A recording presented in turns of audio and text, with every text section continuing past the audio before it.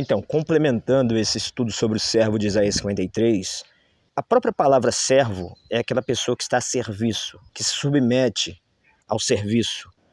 Se nós olharmos ali para a trajetória de Jesus, para o que fez Jesus em relação à lei do Criador, ele se opôs a ela, né? Por mais que ele tenha dito que ele não veio abolir e tal, uma hora ele exalta a lei do Criador, outra hora ele rebaixa a lei do Criador, mas prestem atenção, o Eterno, o Criador, em sua lei, ele determinou que os hebreus praticassem a higiene, lavassem as mãos, tivessem todos os cuidados ali de reclusão, no caso de alguém contaminado, alguém com alguma doença, né, chamada quarentena. Então, todo aquele cuidado para que a doença não se alastrasse, não se tornasse ali uma epidemia e, quem sabe, aí uma pandemia. Mas o que fez Jesus? Jesus, ele, independente do que ele quis dizer, se foi simbólico ou não, mas o contexto que Jesus colocou foi em relação a que nada que entra no homem pode contaminar, independente se foi simbólico ou não, porque os seus discípulos estavam comendo sem lavar as mãos e foram repreendidos lá por aqueles religiosos extremistas. E é bom que se diga que aqueles religiosos não fazem parte do povo hebreu. Eles já tinham se desligado da aliança, tá?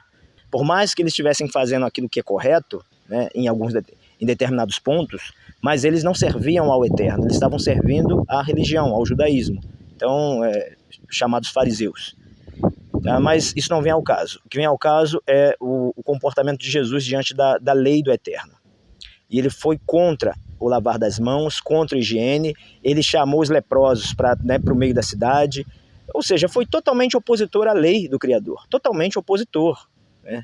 E as pessoas não param para pensar nisso. Em relação ao trabalho, ele era opositor ao trabalho também. Ele chamava as pessoas, em dado momento ele falou, né, para que as pessoas, seus seguidores, trabalhassem não pela comida que perece, mas pela que subsiste e tal. Então esses comportamentos de Jesus, eles demonstram, né, que ele não era um servo, mas sim um rebelde contra o sistema romano, contra o Império Romano, não. Ele trabalhava para o Império Romano, porque uma vez que uma nação está submetida ao domínio estrangeiro e você condena aquela pessoa a continuar pagando tributo, pagar imposto ao capital estrangeiro, você não fecha com aquele povo, você fecha com a nação dominante. Essa é a realidade. Não vamos entrar no mérito aí se era justo ou se era injusto, mas eu aqui no Brasil, se os Estados Unidos invade o Brasil e agora eu tenho que pagar tributo para os Estados Unidos, vocês acham isso justo?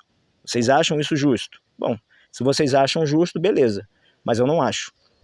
Então esse foi o contexto, certo? Então, em momento algum, Jesus se colocou como servo do Eterno.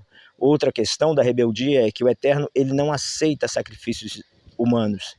Ele jamais mataria um justo para livrar o pecador. Tudo que está no livro de Isaías 53, esse capítulo 53 de Isaías, falando sobre o servo sofredor, essa morte não é literal, essa morte é uma morte simbólica. Levi está morto entre os povos, entre os poderosos, certo? Porque Levi não sabe quem ele é. Levi não sabe do seu legado. Talvez você seja um levita, talvez eu seja um levita, nós não sabemos. O que cabe a cada um de nós é buscarmos esse entendimento. Então, em momento algum, Isaías 53 falou sobre Jesus, porque Jesus, como servo, não bate. Só se ele for servo de Roma. Como servo de Roma, faz sentido. Faz muito sentido. Então, é isso que nós precisamos entender. Tá? Não tem nada contra a crença de ninguém, mas nós precisamos ser coerentes, precisamos ser sinceros. E aquilo que colocaram, impuseram para os nossos pais há mais de 2000 anos atrás, a força, né, as chamadas cruzadas, né, as santas inquisições também, que vieram logo depois, nós precisamos entender o seguinte: se hoje as pessoas acreditam em uma contradição, é porque os nossos antepassados foram forçados a isso. Né? Os nossos antepassados, eles ficavam entre a cruz e a espada. Hoje é muito fácil você se livrar do engano. Depende, porque quando você está embriagado no sangue, né, no vinho doutrinário da religião, é muito difícil. Por mais contraditório que seja o Novo Testamento, mas as pessoas não percebem essas contradições.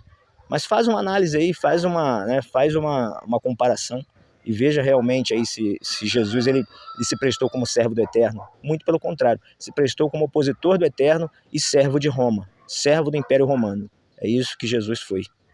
Agora Levi não, Levi ensinava o povo, Levi, por seu ensinamento, né, da legislação dos hebreus ao povo hebreu, é que Levi levava o povo ao entendimento e purificava o povo. Também com seu trabalho sacerdotal, é claro, mas é só vocês atentarem aos contextos, certo? E o que eu acho mais interessante é que Jesus ele realmente tirava as pessoas de seus trabalhos, né? Tirou os pescadores, tá? Eu vou fazer de vocês pescadores de homens. Assim, agregando pessoas para uma pregação de algo que, e ao mesmo tempo, fazia suas mágicas, suas magias para multiplicar pães e peixes, transformar água em vinho. Com que sentido? Se ele mesmo disse que, né, para os seus discípulos, para os seus seguidores, trabalharem não pela comida que perece. Então, não faz sentido. E as pessoas seguem, vão seguindo isso. Ainda diz para você não juntar tesouro na terra. Para quem que você vai juntar tesouro? Para a religião, para eles. Então fica aí essa questão, gente, tá? Volto a falar, não tenho nada contra a crença de ninguém, mas vamos ser coerentes, vamos ser sinceros, né? Eu preciso examinar. O problema é que quando nós estamos embriagados no vinho, no sangue doutrinário, a gente não enxerga um palmo diante do nariz. E fica complicado. Mesmo diante de tantas contradições, a gente não enxerga. Nós não enxergamos. Acordem. Desperta, Levi.